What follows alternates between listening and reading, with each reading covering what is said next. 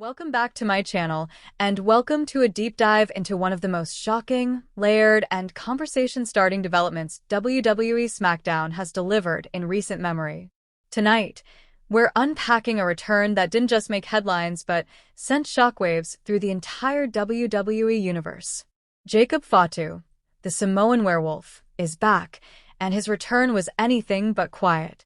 This wasn't just about a superstar stepping back into the spotlight after time away. This was about confrontation, unresolved violence, authority under pressure, and a mystery that continues to deepen with every passing week. When Jacob Fatu reappeared on SmackDown, it instantly reignited questions that fans have been debating nonstop.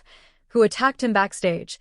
Why Drew McIntyre's name keeps hovering over the situation, and whether someone else, a hidden figure operating in the shadows, is orchestrating the chaos. This moment feels less like a single chapter and more like the opening act of a long, high-stakes story that could dominate SmackDown heading into Survivor Series and far beyond. To understand why this return matters so much, we need to rewind to the moment everything spiraled out of control.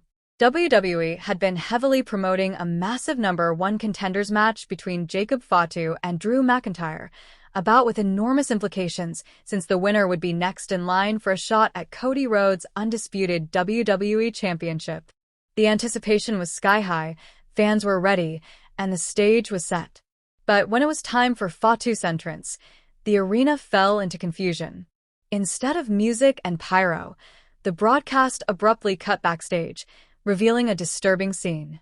Jacob Fatu was laid out beneath fallen production equipment, clearly brutalized, blood visible around his mouth, and the aftermath of a vicious assault evident in every frame. Teeth scattered on the floor made the moment even more unsettling. This wasn't a routine wrestling angle designed to set up a quick return.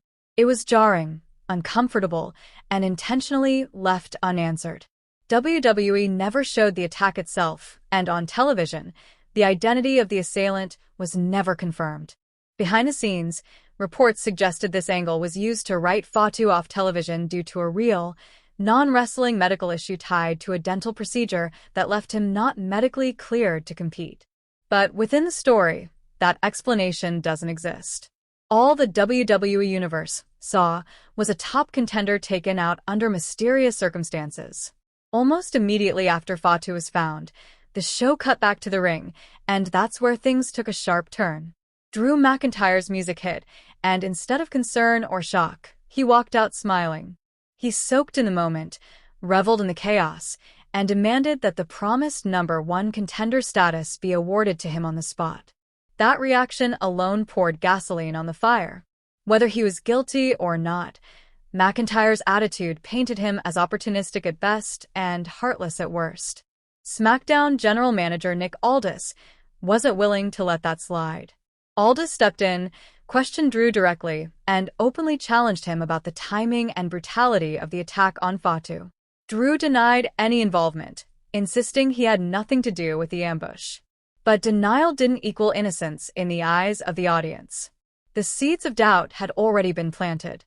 The situation escalated even further when Cody Rhodes entered the picture.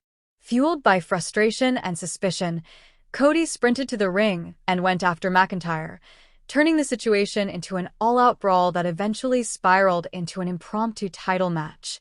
That moment made it clear that Fatu's attack wasn't an isolated incident. It was already reshaping the championship landscape and dragging multiple top stars into its orbit. Nick Aldis' role in all of this is especially important. Until recently, Aldis had been portrayed as the steady hand of SmackDown, the authority figure tasked with maintaining order, enforcing rules, and keeping egos in check. But by directly confronting McIntyre over Fatu's attack and becoming entangled in the fallout, Aldis shifted from neutral administrator to active participant in the narrative. WWE doesn't place general managers in the middle of volatile storylines without intent.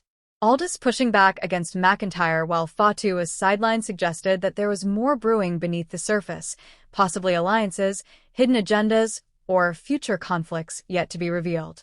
Then came the moment fans had been waiting for. Jacob Fatu finally returned to WWE television, and his presence immediately changed the temperature of the room. This wasn't a subdued comeback or a cautious reintroduction. Fatu marched out with intensity, purpose, and unmistakable menace. Every step, every glare, every movement reminded the audience why he's considered one of the most dangerous forces in wrestling today. When he confronted Nick Aldis, it wasn't done politely or diplomatically. Fatu demanded answers. He wanted to know what happened to his match with Drew McIntyre, why the attack was allowed to go unresolved, and when he would get his hands on the man he believes is responsible.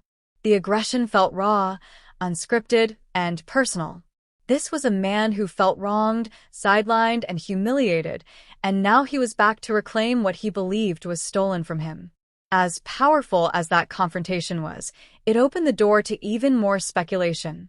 Across social media, forums, and fan discussions, the idea of a mystery figure lurking behind the scenes began gaining traction. Some fans believe someone else orchestrated the attack on Fatu, either to frame McIntyre or to eliminate both men from the title picture.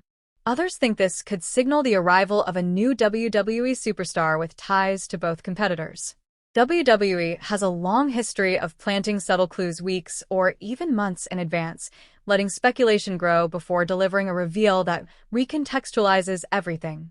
Fatu's demeanor during his return made it feel like he might know more than he's letting on, like a man who's piecing together the truth and preparing for revenge. The psychological layers of this story are what make it so compelling. Drew McIntyre sits in a morally gray area. He claims innocence, but his behavior after the attack makes him difficult to sympathize with. His confidence, arrogance, and refusal to show concern make him look guilty, even if he isn't.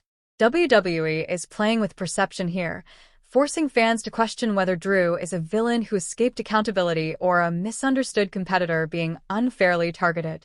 Cody Rhodes' involvement only adds fuel to that fire, positioning McIntyre as a hot-headed antagonist fighting against authority and public opinion. Jacob Fatu's return elevates everyone involved. His presence alone adds danger and unpredictability to every segment. Nick Aldis is now under pressure to make decisions that could have serious consequences.